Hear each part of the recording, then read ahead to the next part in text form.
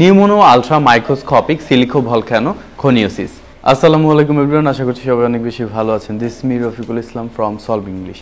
আজকে ইংরেজি ডিকশনারি সবথেকে লার্জেস্ট, সবথেকে বড় যেই ওয়ার্ডটা আছে সেটা আমরা শিখব। এখানে প্রায় ৪৫টা লেটার্স আছে। ৪৫টা লেটার্স নিয়ে এই ওয়ার্ডটা গঠিত হয়েছে এবং এটা দেখলে মনে হয় যে এটা আসলে ওয়ার্ড না, এটা একটা সেন্টেন্স, যার জন্য এটা উচ্চারণ করতেও কিন্তু প্রবলেম হয়ে যায়। সো আজকের ভিডিও থেকে আমরা জেনে যাব ডিকশনারির সবথেকে বড় ওয়ার্ড সেটি হচ্ছে নিউমোনো আলট্রা মাইক্রোস্কোপিক সিলিকোভলক্যানোকনিওসিস।